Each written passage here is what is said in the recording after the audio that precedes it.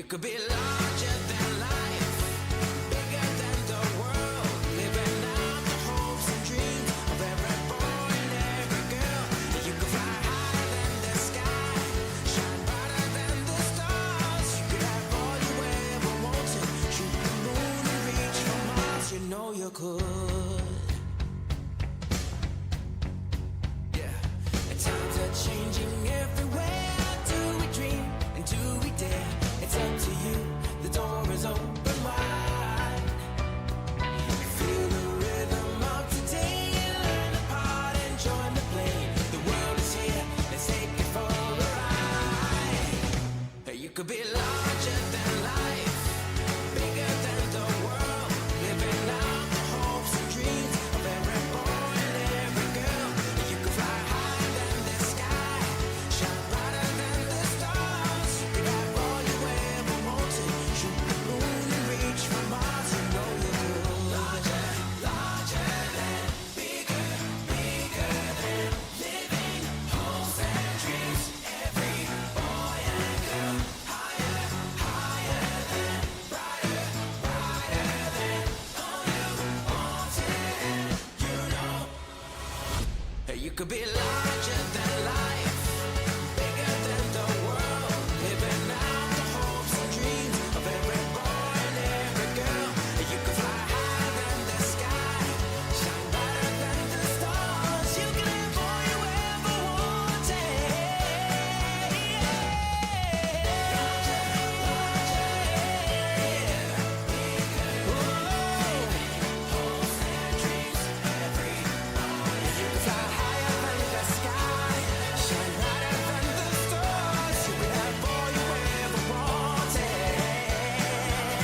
You know you could.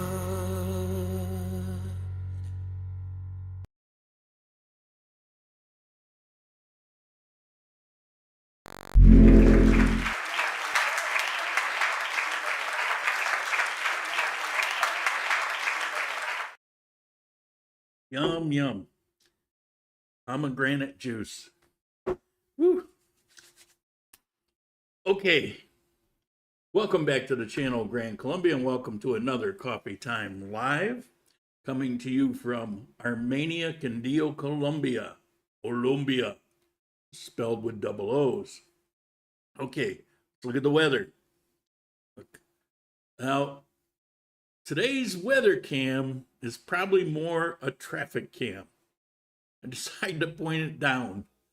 It's kind of washed out. It's a little bright. I didn't bother making any kind of adjustments to it. I just shot it down. It's been pretty consistent the last few weeks until yesterday. Yesterday got a little warm, but it's been lows of 62, or for those who use that other weird measurement, it's 17 degrees. And when it's warm, like yesterday, it got up to 82 degrees, or in that weird measurement, 28 degrees. But up until yesterday, it's been running in the high 70s as a high. It's been great. Almost felt like it's back to normal, but El Nino is still here, and it's not going to go away anytime soon. So there's our our weather cam. And let's see, let's go look through contribution from Juka. Thank you very much. From Mr. Anonymous, Jerry, thank you. Juka, greetings from Finland. How you doing? Rob, finally made a coffee time. He didn't log in last week. Good morning from Fort Lauderdale. Don Corbin, hola from Panama. John, Mr. Sawicki from Seattle. Ron Clark, good morning from fabulous, what is it? Pensacola. Dr. Leo, good morning, y'all from Texas. Robert Muir, good morning from Cali. That's Kali is in down the road from me. Mark, good morning from the oven, Houston. Supposed to be 108 degrees Fahrenheit today. Oh my God. You know, and I complain about 82 because it's not normal here. And one of the things I love about Armenia is it rarely gets up out of the high 70s. I just love that. But when these events are going on, you wouldn't know it for the past couple of years because we go right from the La Nina to the El Nino. Robert Canton, buenos dias. Robert, Montreal, Canada. I was actually born, little known fact, because not something you want to advertise because it's not documented. I was born about 100 miles north of Montreal. My mother was born in France. She was up visiting some relatives that had moved there from France. And apparently I came a little early, and they called me the dresser drawer baby because this was out in the middle of nowhere. I mean, Montreal was kind of the middle of nowhere back then, and 100 miles north of it was, you know, God's country. And so I was born, and they pulled out a dresser drawer and put me in a dresser drawer. So I was there for a couple of weeks and then back across the border. And this was in the day when the borders were just open. There weren't border guards. Yeah, I'm that old. Mike, how you doing, Mike? Mike and I kind of regularly send these funny little clips and things that we run into back and forth. I don't think a day goes by when one of us isn't sending something. I never say anything, but I really appreciate him. Kind of makes my day. Renee, hi from Bogota. Nice and sunny. Yeah, Bogota, you know, it can be nice. Get damn cold at night though. It's and I'm from cold weather, but there's something about windy cold in Bogota. It just kind of rips through your bones. Coleman, hello from El Carmen, Colombia. How you doing? Now you're moving around just in Colombia, playing golf tournaments probably. Jabe, good morning from Miami. How you doing? Me, Mister, good morning from Los Angeles. Mr. Anonymous, tip $10. Thank you. Sebastian Quintana, Chicago. What do we got here? Whoop, let me see. Bill Baby, good morning, getting settled in Armenia. I'll talk about that a little bit in a minute. Ben Lake, my neighbor, good morning. F1 ended just in time. Yeah, that's his priority is F1. Libby, how you doing? How you doing? How are you in the land of chaos? It's just kind of going crazy over there. She's living in Ecuador. She's been there 5 years, maybe 6, 7 years. Seems like forever. Okay, Turtle, Bucaramanga. How are you doing? He sent me a picture with all these. It looks like somebody took an ice pick to his head. And turns out it's just that freeze dry spot removal thing to make sure they're not cancer spots. And but then he sent me a picture, I don't know, a day or two ago where they're all healed up. But it was pretty freaky because he didn't preface it with anything. He sends me this picture. Looks like he got attacked by football cleats or something. John, good morning. Inspecting Cartago today. Well, let me know what you think. I've never done a video there because I don't know. Every time I go through, and I've never stopped there because it just looks tedious.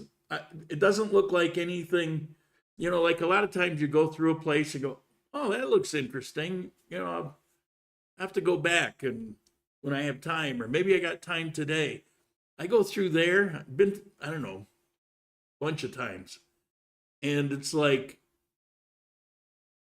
one of those places where all the kids want to grow up and get the hell out of there. But maybe it's not. Maybe I'm misjudging it. So I'd be curious if you can shoot me off an email of your opinion of what you find there.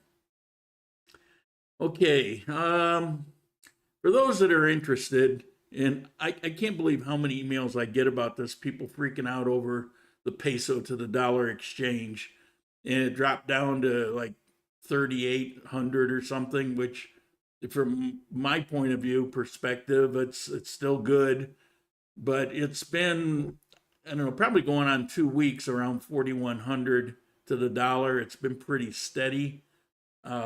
It's always going to fluctuate. It's going to go up, it'll drop back down, it'll go back up, but it always seems to incrementally increase over time. Man, it's good. Pomegranates are kind of pricey even here, and pomegranate juice is like 4 times more than other juices, but every once in a while I'll splurge, and I'm just loving it. It's got kind of a tartness like cranberry. Okay, enough of that.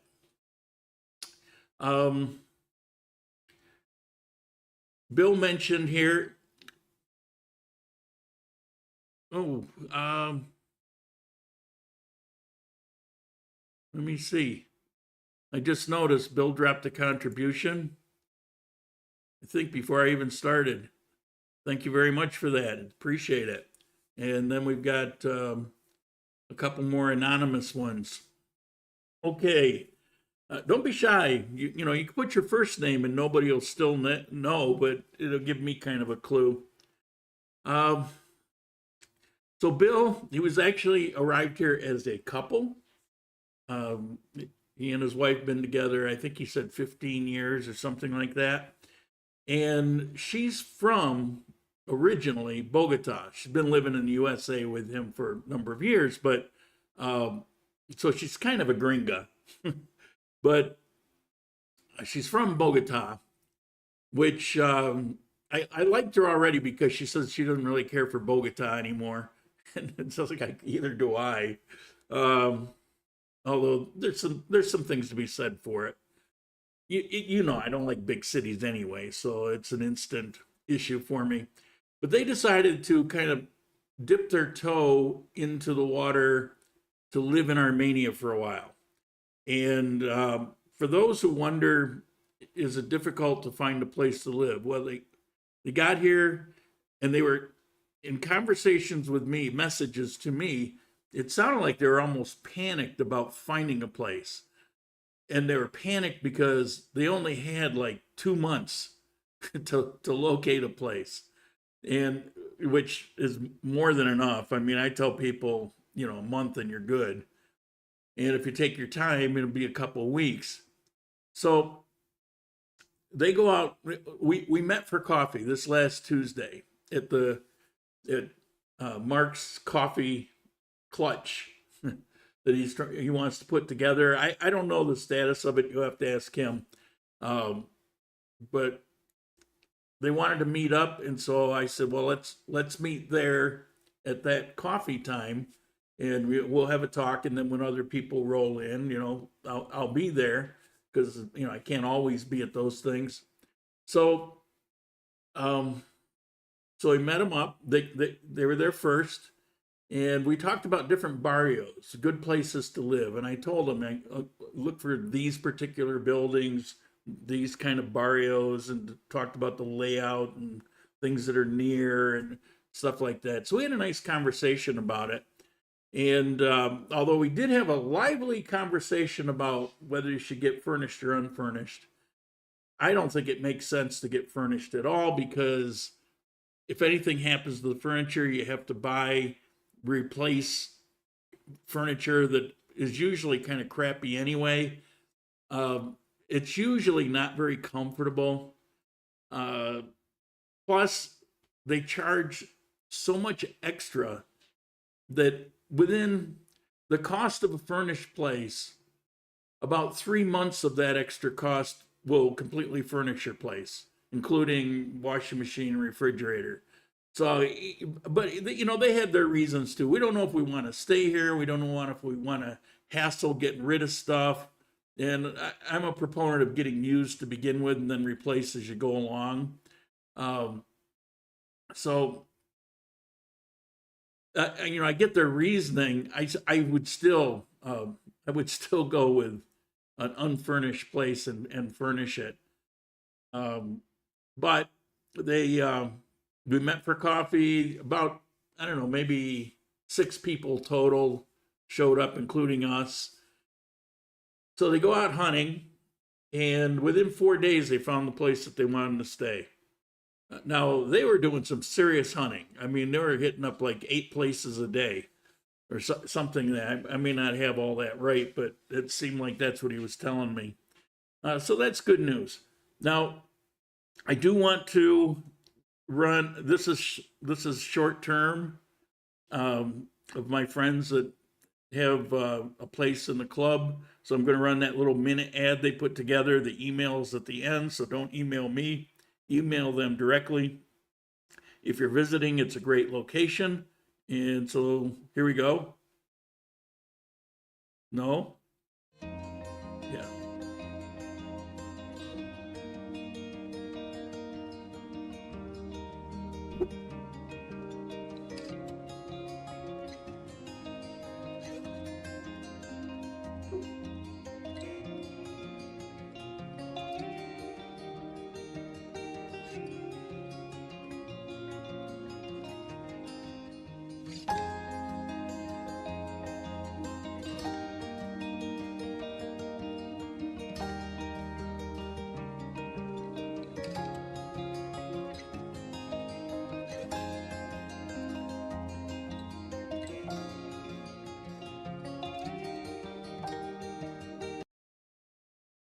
One thing I want you to notice in those last views, you could see the mountains and you could see pretty clear. And with these weather patterns we've been having, the clarity, it's been kind of lacking. But 2 days ago, a guy who lives in the building next to me took a picture of the mountains because it's low-laying clouds all the time. But he took a picture, and it was a day when it was actually clear, which we haven't seen in quite a while. So and it's close up, but he took a picture of the mountain and the mountain behind it that we rarely get to see anymore. It's a glacier up there that's been there forever. So I just thought that was kind of cool. The second row, you got the low row that's at the bottom of the picture, and then you got the second row, and those we pretty much always see. But the one behind that, which is like Twin Peaks there, and then the big one that's probably like 30 miles away. Those are the ones we almost never get to see in this weather pattern that we're in. So I thought that was kind of interesting. I wanted to show that, and thank you, Carlos, for shooting that off to me. Libby, 59 here in Cuenca in the morning in my place. It's cold for me. I'm here since 2015. That's the year I went there. So about 8 years. Libby, I was in Machala for a week and 3 days. After I left, they had an earthquake. And now I read they got a shipment in Spain from Machala port with lots of cocaine in the banana boxes. What about maintenance repair at long rent places? Yeah, this came up at the end of the week. It might have been you last week. The maintenance, it depends on what it is. If it's structural parts of the apartment, the landlord should be responsible for it. But what I'll say is read your contract, and if you're unsure, make sure it's added in the contract if you don't see something there. Because, some people say, oh no, it's always included. Well, nothing is always. And sometimes you'll have somebody that's maybe a little unscrupulous and he'll leave that out, and it's like, well, maybe you can fight for your rights, but what kind of success you're going to have with that? And is that what you're alive for, is to go to a foreign country and try to work your way through some court system over $50 repair. I mean, it just, so when you're signing the contract, make sure you understand the contract. Have somebody, if you don't read any of it, you could translate most of it with a translator, but it's good to have a friend kind of look it over, see if there's anything unusual. And if you see something missing, make sure it gets added in, because anything that's not in the contract doesn't exist. So if they tell you, oh yeah, we're gonna do XYZ, and it didn't go in the contract, that'll be the end of it. You'll never hear of XYZ again because it wasn't in the contract. So, but generally, I really haven't run into issues like that. If you've got a private owner and you really hammer the guy hard on rent and no deposit and stuff like that, well, no deposit is basically, it's a law, but if you hammer him hard on the rent, he might, be less receptive to running in and doing some repair for you, because he might feel you're really not paying what you should anyway. That happened to me at one place, and it can't really argue with the guy. It's true. I mean, I really took advantage of a situation and hit him hard on the rent.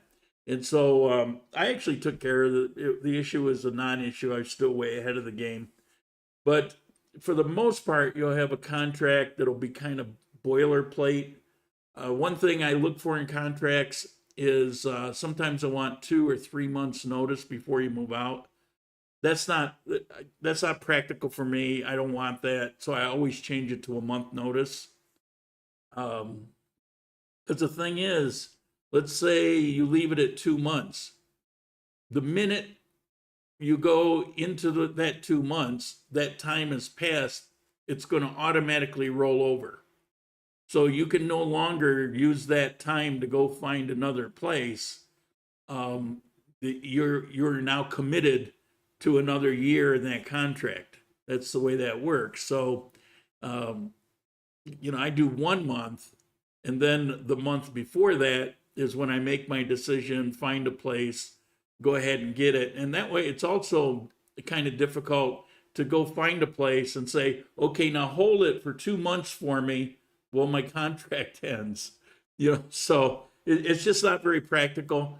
It's a common thing. I've found it in a couple of contracts that I've signed, and I always have them change that to a month. And I've never had a problem with them changing it. Okay. Let's see. We did that. Would Alejandra be helpful assisting with that? Well, of course, absolutely. Absolutely. She's helpful in finding places and all of that. Only have a couple news things, and then I want to tell you just kind of a little local history that I found interesting. First of all, there's a headline: EPS, which is the public health care, debts to hospitals in Quindío total about 190 billion. And even in pesos, in dollars, either way you look at it, that's a lot of money. That's about $47 million in a department that's relatively small, with an entire population that probably isn't much more than 500,000, including the city of Armenia. So it's a significant debt. But what kills me is the Minister of Health for the country. He came out and said, well, we're getting it taken care of. Don't worry. Just a little backlog. It had to do with some audits. Don't sweat. But your health system won't let you down. You're still going to get the same level of care, which was kind of, I actually had to laugh at that, because that's actually provided by the hospital, the doctors. It's not anything about big government. So they're doing it. They're just not getting paid for it. It's their choice to give that care because they actually give a crap. And the Minister of Health had nothing to do with it, although I got the impression like he was trying to take credit. Well, while we get this straightened out, I'm making sure that you're going to get the same. You're not doing crap. As a matter of fact, I think, little possibly some fake news, maybe a conspiracy theory.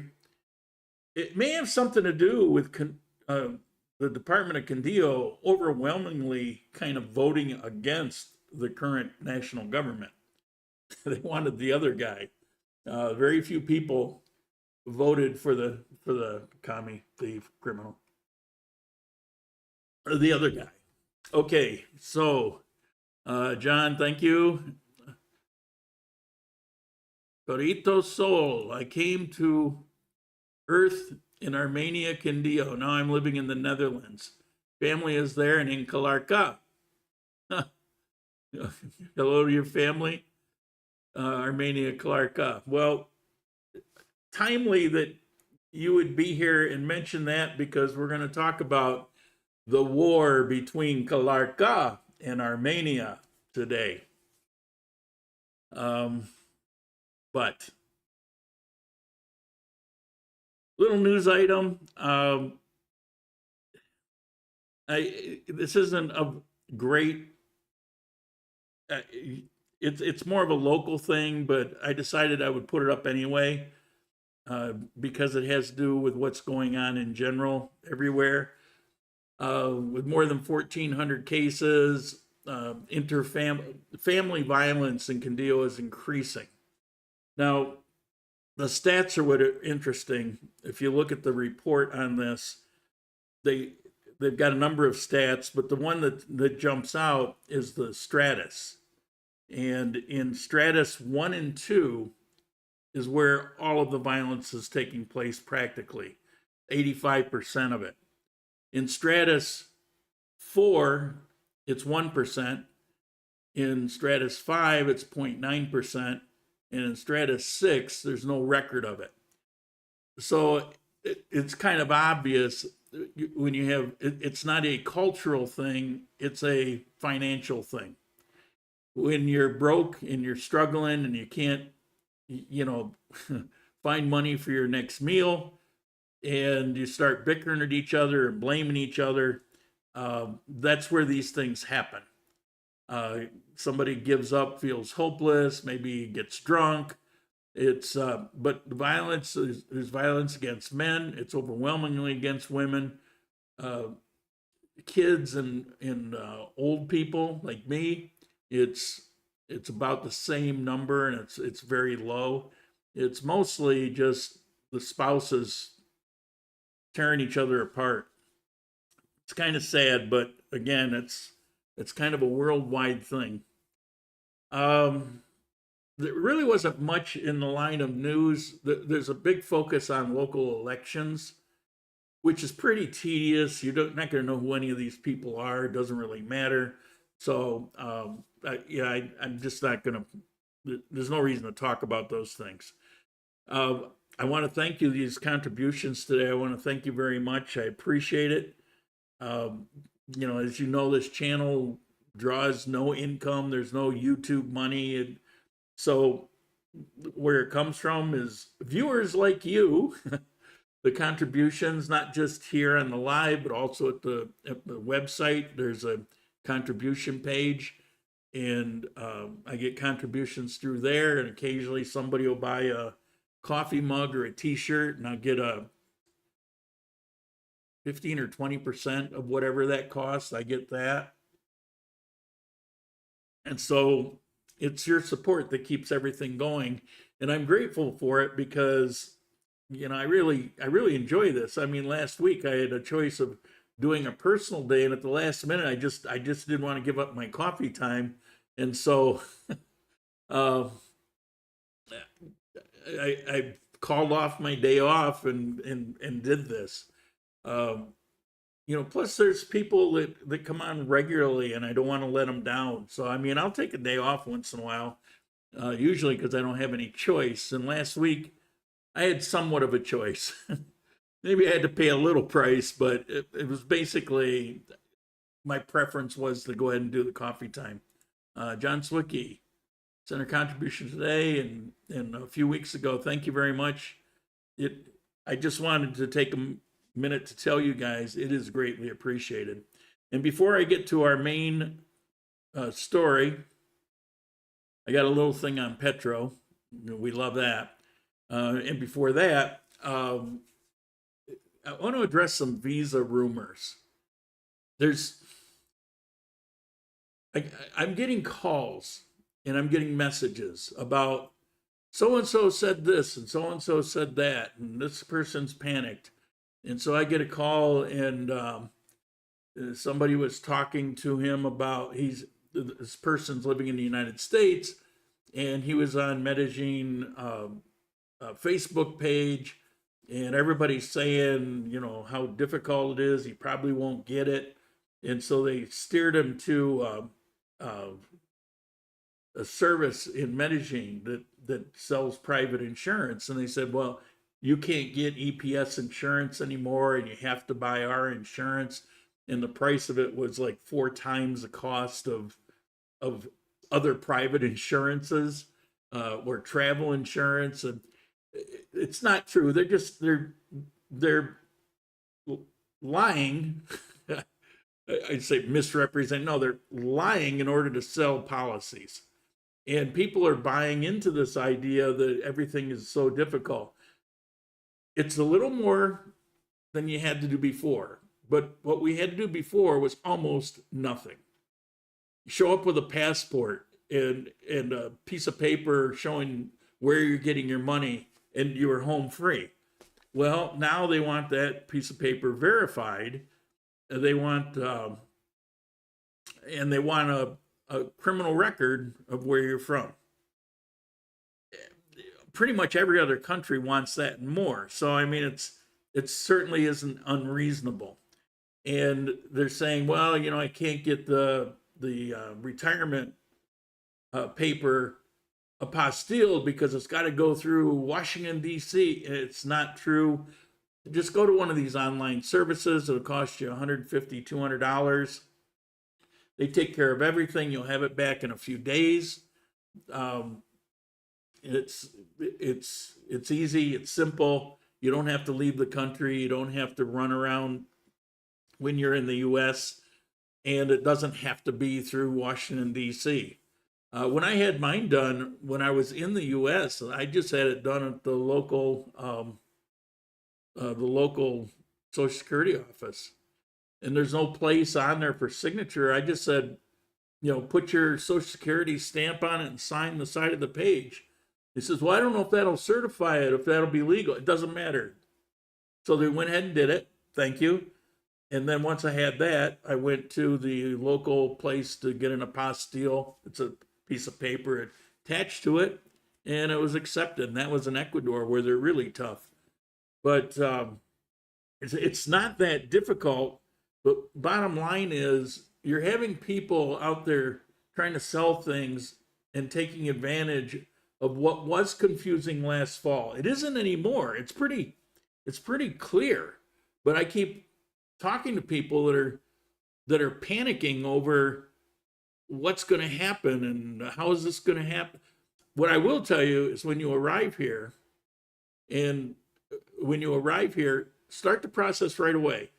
Don't get here and dilly-dally for 2-3 weeks or whatever. When you get here within a day or two, start the process. You got 3 months on your visitor stamp. More than enough time. You'll have your visa within about a month. And then you get your cedula within 2 weeks after that. And so then you can apartment hunt or whatever, and you got yourself over a month to get that done. So don't panic. It's not that tough. There's only a couple things that they're requiring that was different than before, but they're nothing unusual from any other country. Okay, so I got that out of the way. Let's talk about just a little comment on our favorite buddy here.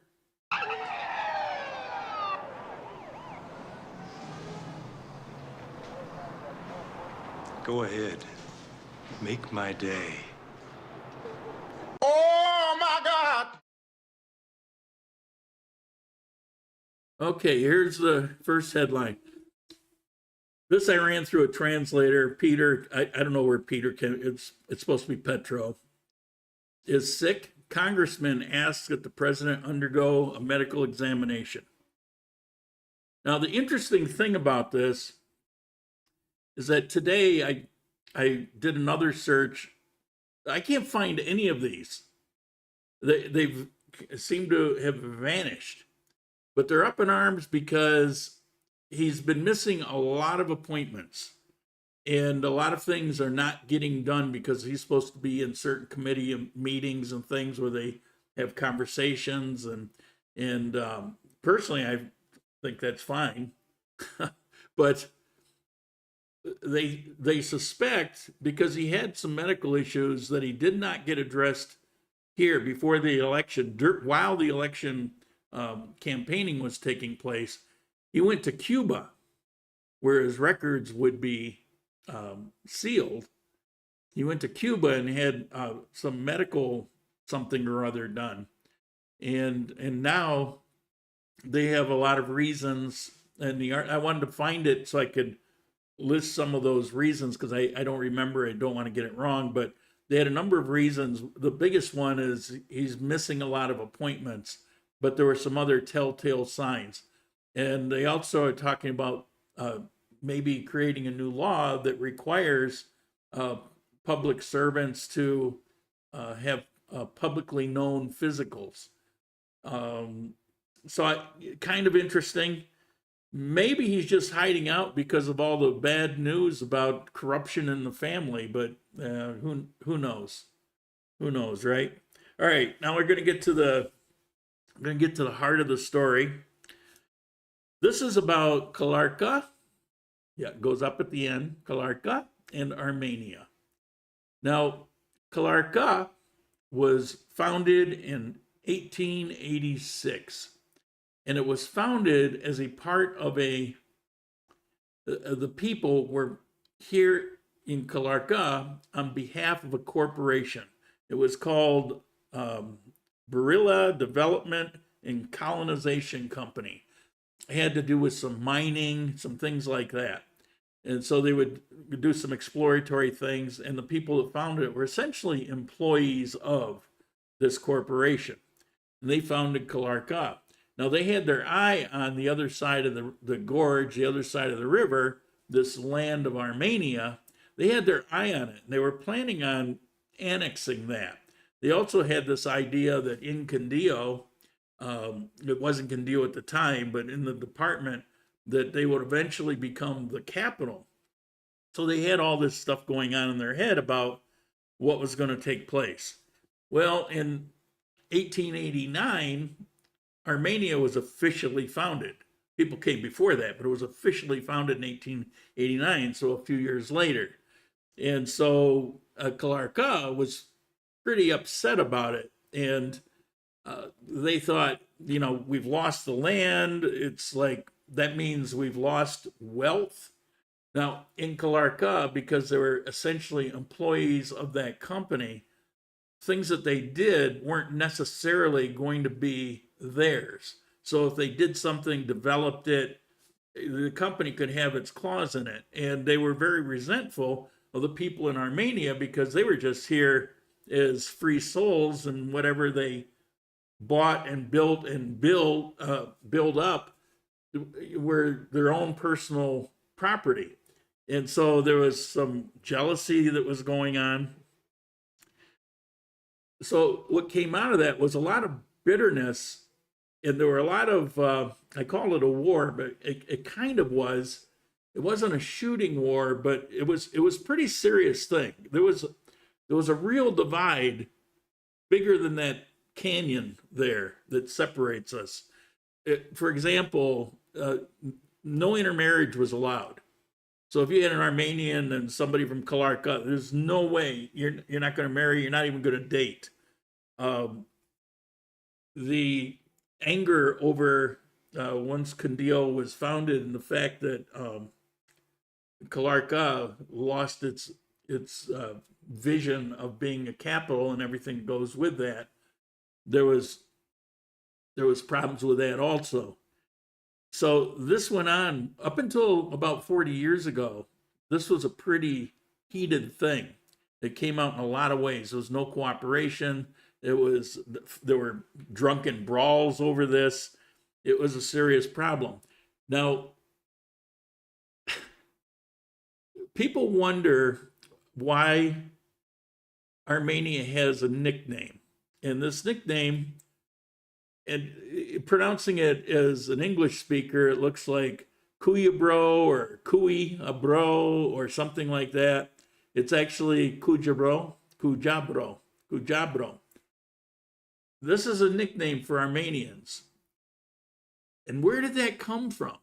That's how I found this. It's like you're seeing this word come up more and more around here. You'll see it on posters. It's like a real pride. Where did that come from?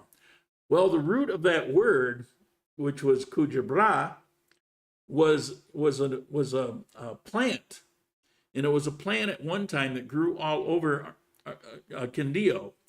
It's rare now. It's still here, but it's rare.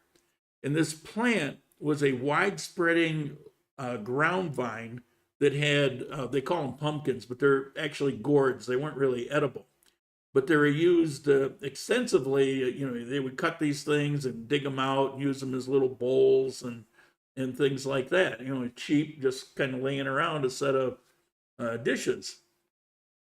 So the Calarcans, Calarcanos, began calling people in Armenia this Kujabro, indicating that they were ground crawlers and that they were kind of worthless, because these things were considered worthless. It was difficult to grow anything else around them because they would kind of strangle things out and it couldn't be eaten. And so it was considered to be something really negative.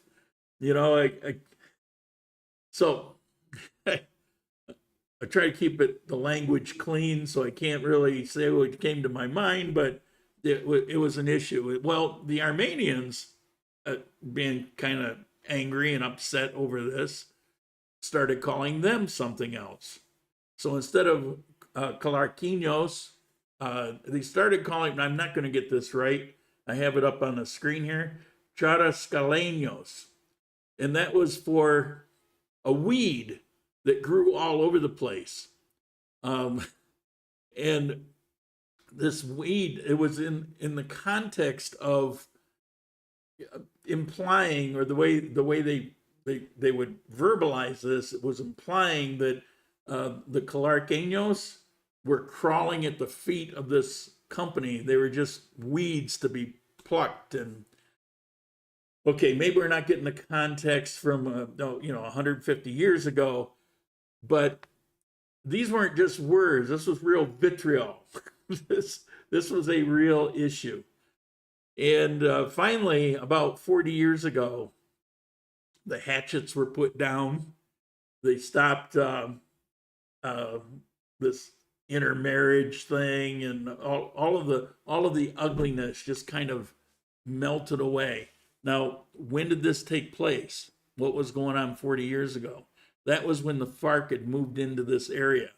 And so they had a common enemy. It was far more serious than the town that lived on the other side of the gorge here. So when you've got somebody essentially invading your territory, kidnapping people, trying to turn places into slaves and criminal enterprises, because that's what the FARC was doing in Colombia, maybe these things weren't so serious. So they kind of set it aside.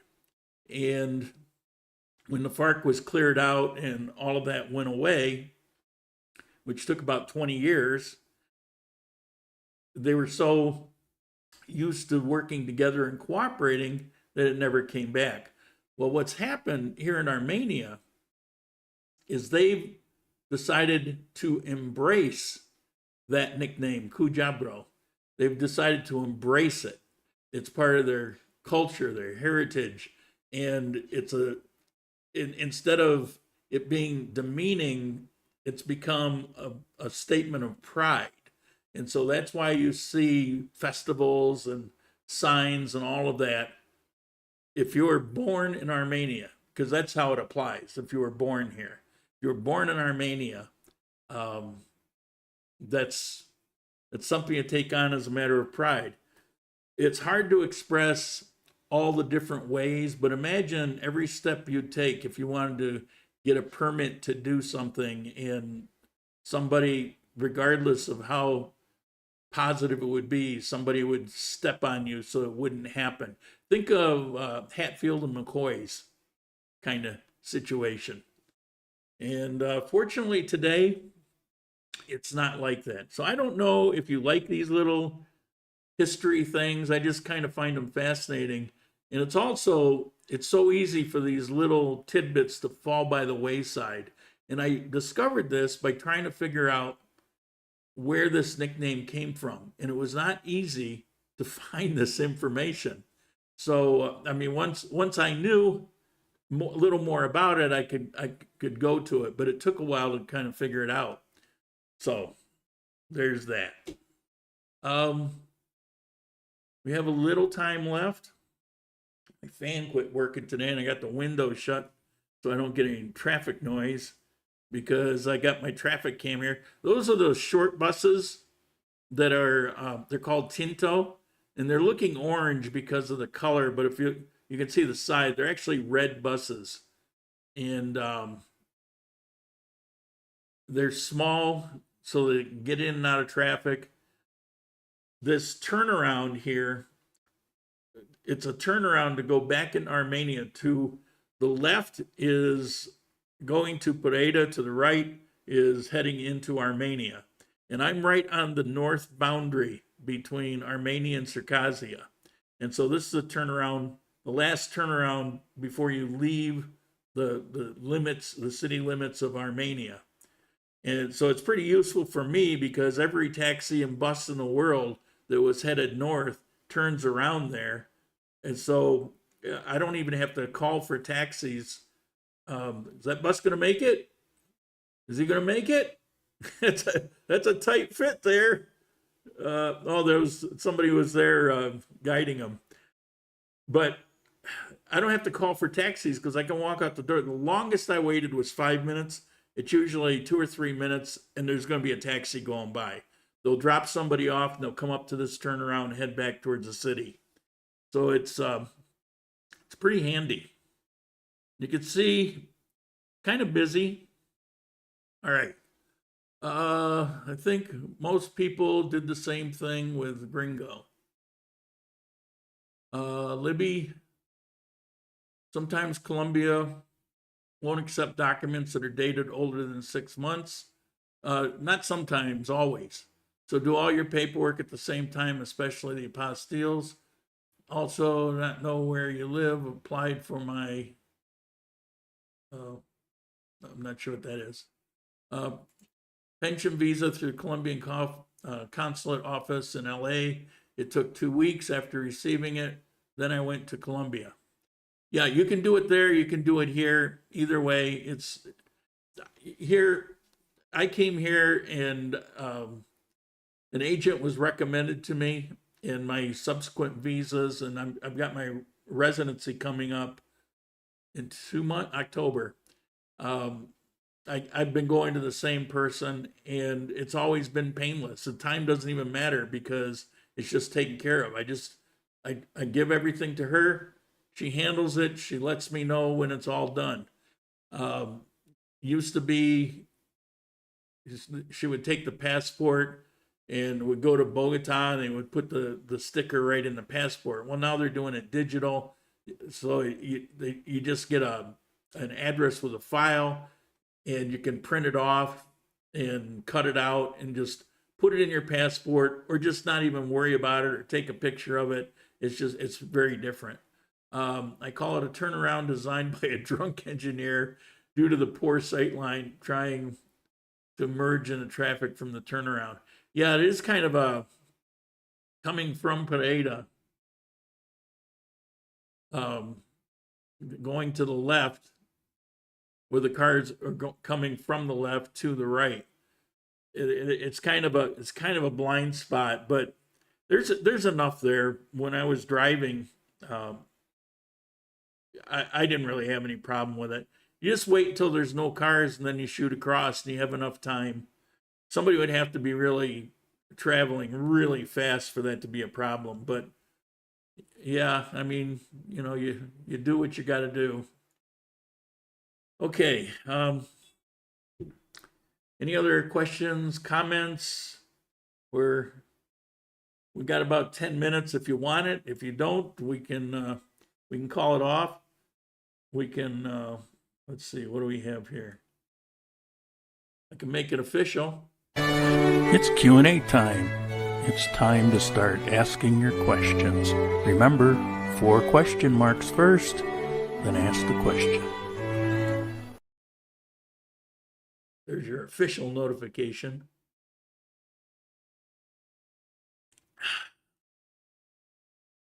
Yeah, when it comes to visa, I mean, you can pose the questions. Just don't believe anything you're going to get on Facebook. It's good chance it's going to be crap. What you're going to have is, for various reasons, you've got people that get a kick out of giving bad information. You got people that don't really know, but they will comment as if they knew something. If you've got 100 comments, you might have 3 or 4 that actually know what the hell they're talking about.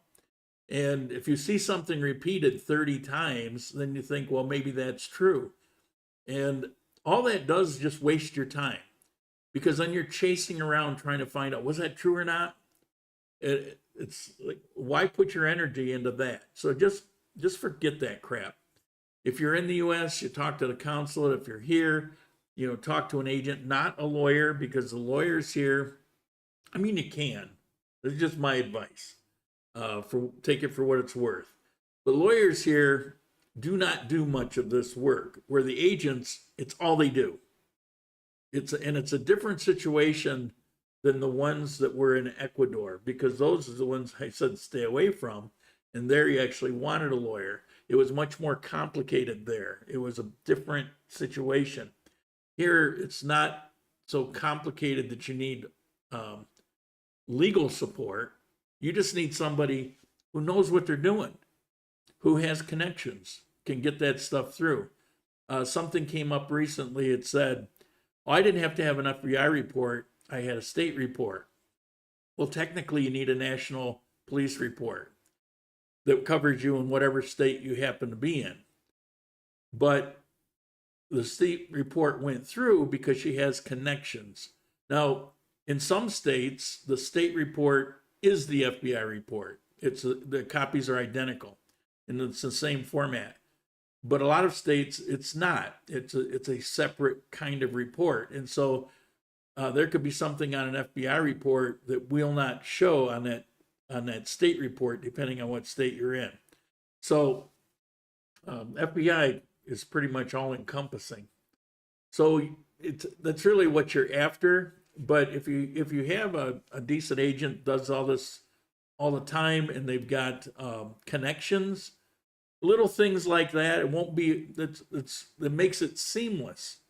Where with a lawyer, that technically doesn't fulfill it, and a lawyer might kick it back and make you go get another one. An agent will just say, hey, you in the office at the consulate, I'm sending this on. Make sure it goes through. Okay, no problem. See you for lunch next week. You know, that kind of thing. So there's that. John, as crazy as the traffic is in Pereira, I don't see many accidents. Yeah, just motorcycles. Their accidents are few and far between. We've had a couple here recently, but I think we're into April and I hadn't been a single accident. I talked about one of the videos. Then right after that, there were some car accidents, but they're very rare. I was here, I think, over 3 years before I saw my first car accident. What is the budget for a couple to, I think you mean live here? Depends on how you want to live. A couple $1,000s for two, maybe more. For one, I think you can do pretty well on about $1,400-$1,500 a month. You're not going to be like King of the Hill, Mr. Richie Rich, but You can live in a nice, comfortable, safe place. Go out once or twice a month for a nice dinner. You know, live a nice middle class life. You have been in Colombia for 4 years. Still need a police report. I've been here 5 years, and yes, I do, but it's in Colombia. So it's where you've been for the past 5 years, and I've been here for 5 years. So I don't have to get one because it'll all be Colombian police report.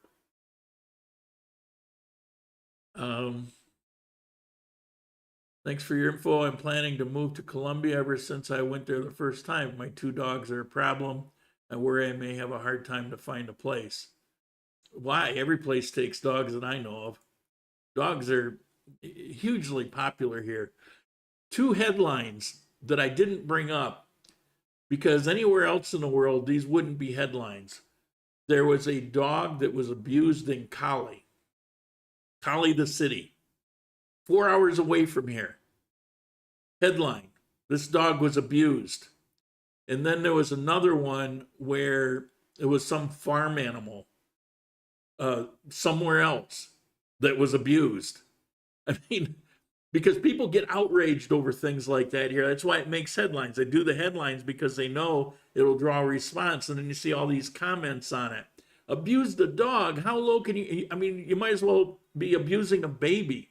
There is a real love of animals here.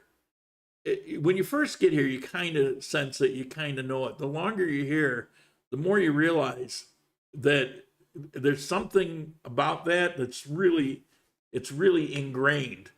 You know, you can beat your wife, you can beat your husband, you can do all kinds of terrible things, but don't kick your dog. Don't kick your dog. I live in Ecuador now. We'll go to the U.S. in 2 months for 3 months. Okay.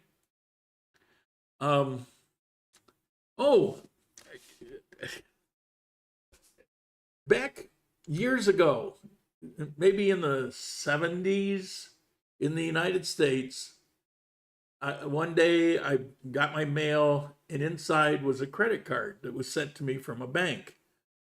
And it was unsolicited. I never asked for it. They just sent me a credit card.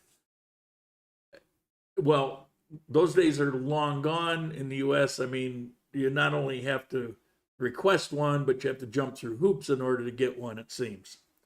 Plus, you've got endless credit cards that have insane interest, and it's like a minefield out there.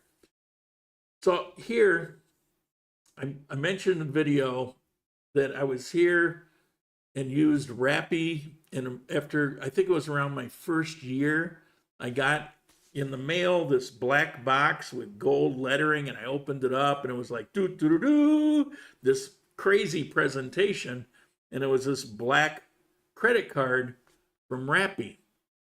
And it wasn't huge. It had like a 2 million and something, maybe 2,200,000 credit line on it. Well, that's useful. I'll use it on any kind of orders. And then when COVID came, it was really useful. So I didn't have to have money around the house to pay for any kind of delivery. You know, I could just put it on the card and then once a month just pay the thing off. It had no fees.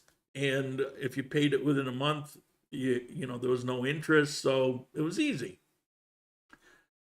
Well, for particular reasons, I got Bank Colombia last fall, and I requested a debit card. I get the debit card, and a month or two later, I get unsolicited, card number 2 in Colombia, unsolicited basic credit card. It was a MasterCard, just a basic credit card. And it wasn't, that was 2,200,000. Maybe that's a minimum amount, I don't know. And so I just tuck it away. I don't really use it. It's in my wallet. There's no fees on that one either, so it's not like I have to pay anything. But I said, well, you never know, so I tuck it away. 4 months after I got that one, I get unsolicited. I got an email on this next one. I got an email saying, expect arrival in a couple days of your new Gold Visa.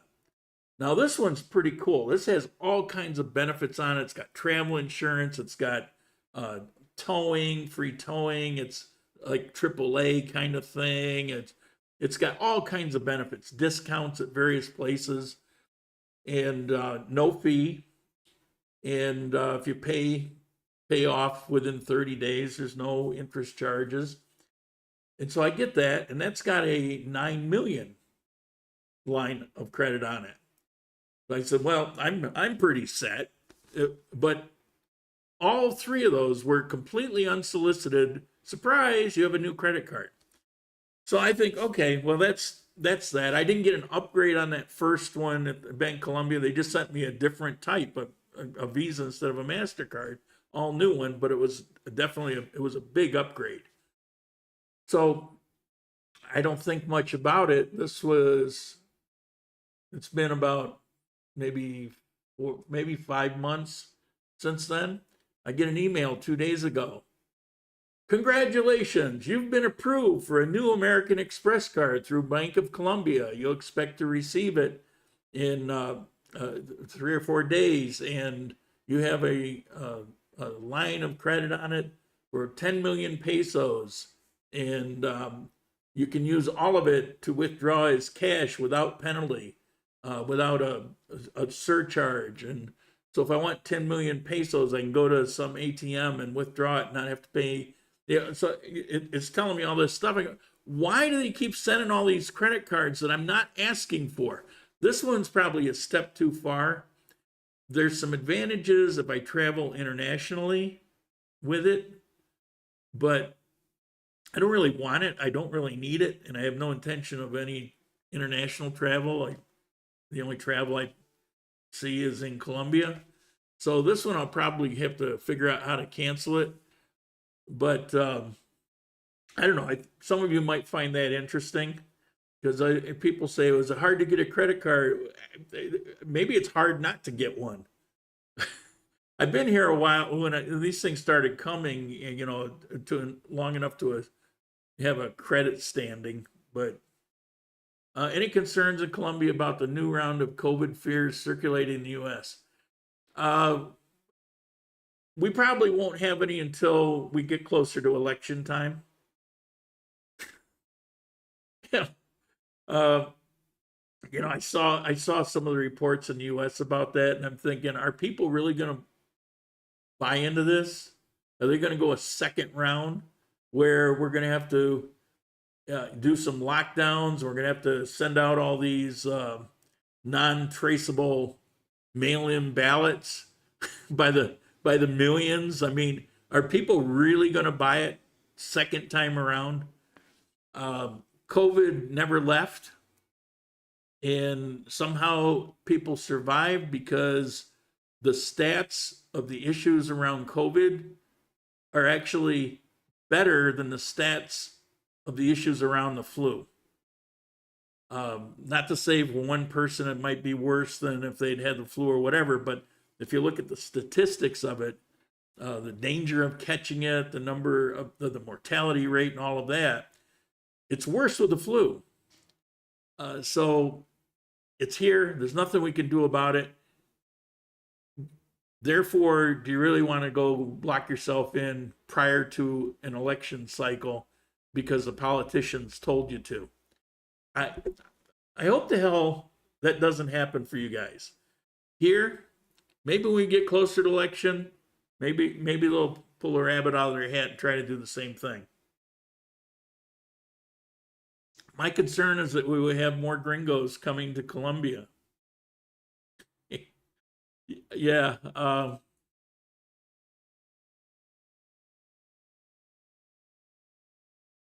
one hand, we're so happy here, and people that come here to live, it's so different than Ecuador. Half of the people that move to Ecuador get the hell out of there in the first year. That's the stats, been consistent for years. People move to Colombia, they stay, they live here. It's an awesome place. There's so much that makes your life some of the best life maybe you've ever had. It's a great place. On the other hand, you look at places like Medellin, where an influx of crazies, tourists that come in and throw money around like it has no value, and all of those kind of things just kind of corrupts the culture of Medellin. You go to Medellin, it's almost like you didn't get to visit Colombia. You didn't get to see what people are really like here. It's so different, so commercialized, and so all of us that live here in places like Armenia or Manizales or Bucaramanga or Cali or Ibagué, one of our worries is that what tipping point is it where people are going to come and it's going to start to have that negative effect?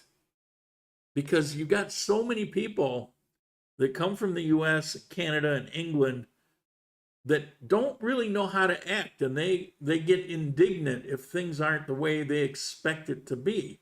What's another damn country? You know, when you go to the United States to England, which I've done, spent time there, there's a lot of differences. And you'd think we speak the same language. We don't. Yeah. So there's a lot of differences, and even in language. And how arrogant is it to, you know, go from the US to England and start getting down on them because they're calling a truck a lorry, or, you know, just how they live.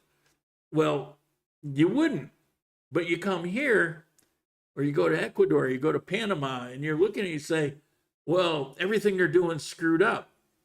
Let me tell you, half of the stuff they do here is pretty screwed up. But the other half of it, it's like, damn, I wish they did it that way where I'm from.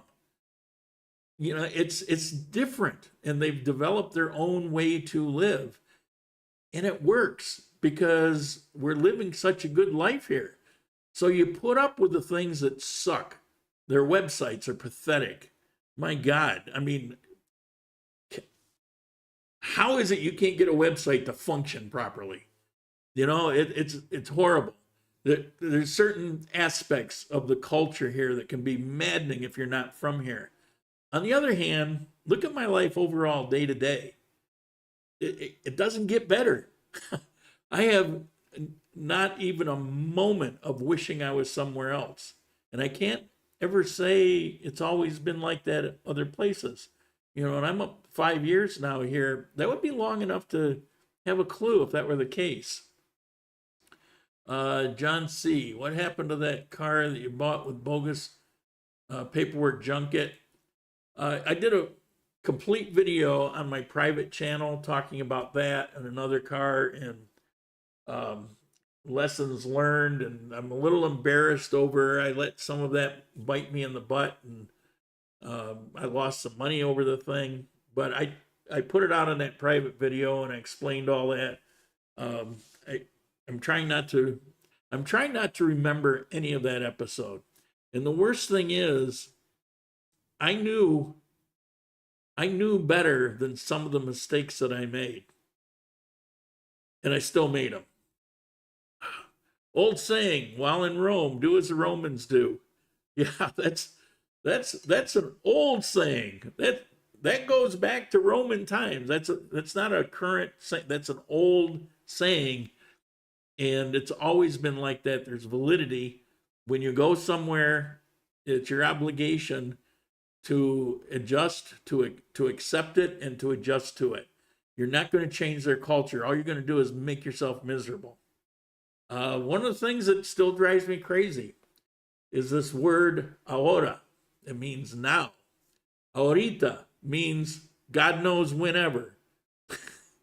And ahora doesn't mean now. You know, it's like, okay, when are you going to be ready? Ahora. So what's that mean? Like 2 hours? Posible. Possibly. I'm going to be there at 2. It's 3 o'clock. When are you going to get here? Ahora.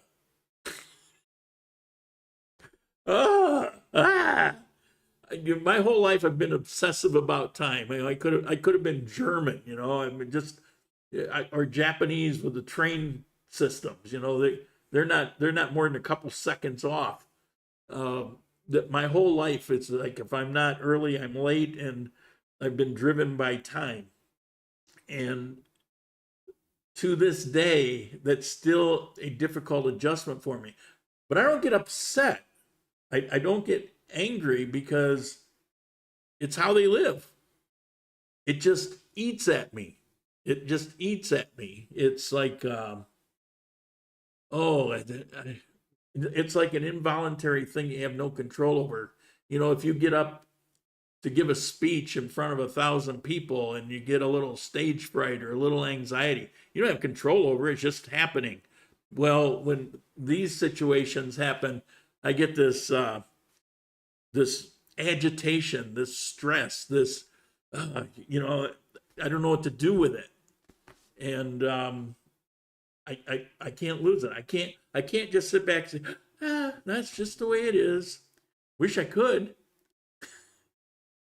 And I quit driving people crazy when. So, have you left yet? Are you on your way? Are you here? Are you, what time did you say? And I'm always being told, relax, tranquilo, right? Relax. Yeah, point taken. You know, so you just have to resign yourself to the fact that some things you're not going to be able to change about yourself, but don't take it out on other people here. It's not their fault that I carry this internal clock that drives me up a wall. It's not their fault. They don't have that clock. I'm lucky if they have a calendar. And that's just the way it is. Another thing drives me crazy is vagueness. Ever try to get a Colombian or Ecuadorian or South American to commit to something specific? Their language is filled with vagaries. I don't even know how they do math and science, because there's no specificity to some of the words that they have, some of the things that they do. Everything is vague. So the upside for them is it's hard to come back and say, you did this or you did that, because it's so vague. It's kind of like legalese, you know, to cover your butt kind of thing. So if you're trying to say, let's meet at so-and-so, you know, at this park bench, at this time, for this reason, 3 of those 3 things are going to be misconstrued. So that's a thing. But the thing, you know, I look at, I'm retired. What the hell? You know, it's like, if it doesn't happen today, it'll happen another day. You have to take that on. And planning a party or something like that, forget it. Like waiting at the bank forever. Yeah, there's that. How do most expats occupy their time in order to avoid boredom? Well, some of us do videos, but you should have something, and it shouldn't be going out drinking. If you're not an alcoholic, you could easily become one. You know, I've got bottles of booze that I've had for, 4 years. And when I got here, I got this bottle of rum. I still have it. I had one. Said, damn, this is good rum. So you want to stay away from things that are going to become negative. Don't take up smoking. Don't take up drinking. Bad habits will just grow when you have nothing else to do at an exponential rate. So don't do it. But what you want to do is find something to do. There's volunteer work. That's always good. At churches, language places, they're craving people to come in and donate an hour or two for an English speaker to work with their students. There's plenty of things that you can do that are useful. Donate your time to something useful. I did a lot of that when I was in Ecuador, and the more I got caught up in this, the more distance I did that. But I ended up as an officer of a foundation. We were fundraising for kids, and there, everywhere you go, there are positive things that you can do. So if you just come here and kick back and watch TV every day and don't do much anything, well, you can do that, but you're gonna get bored. I think those are the people that end up just kind of fading away. Estoy llegando. I'm arriving. Yeah. Yeah, that's another one. They tell you that they've arrived or they're arriving, and then you find out that they haven't even taken their shower yet. That's a famous one. That's a classic one where all the females do that. You don't really find that with the guys, but all the women, they'll do that. They're arriving, or they'll even say they've arrived. Like the third time you've asked them, because they said that they're arriving, and an hour later they didn't show up, and you say, where are you? And then they'll say the second time, I've arrived. Okay, so you figure, well, in about 2 minutes, and an hour later, it's like, what? Oh, I'm getting in the shower now. I'll be on my, what? So it starts out at Javoy. It's like, I'm on the road. I'm on my way, and then it's I'm arriving, and then it's I've arrived. And all of this buys them, in their mind, 3 hours, and then they think you're being impatient. Yeah, well, we're freaking 3 hours late, but they don't care.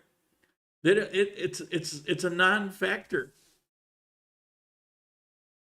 Let's see. Well, Aurora, now it's mostly accepted as today by me. Yeah, kind of, but not necessarily. That's the thing. There's nothing specific about it. And the worst one is ahorita. It's just an open-ended. It's not going to be now. HD chillin'. Just seeing that. Thank you very much. I appreciate it. All right, we went 15 minutes over, and my throat's getting sore, and my juice is almost gone. Please send me a message or write a comment or something. What do you think about that local history? Because as I was putting it, I did that out of my own curiosity. And then I figured I'd put all the time into it. I might as well to you guys. But it may be one of those things about, well, what do I care? How does it fit into my life? And you even said it was over 40 years ago. So even if I move there, it's like, so what? So I was thinking, well, maybe people will think that. Might just, spending 15, 20 minutes telling a little story that nobody cares about. And maybe... Is it just me? So I'd appreciate if you comment what you think about things like that. Because I might do more if you like it. There's some interesting things about history here. Lisa, love history. Awesome. Me too. Me too. Science and history are my favorite things. All right, we're going to end it here. Thank you all for being there. Thank you for the contributions today. Thank you for always being here for a lot of you guys. I notice, I appreciate, and some of us never met, but it feels like we got some kind of friend relationship thing going on. So with that, see you next week. Ciao.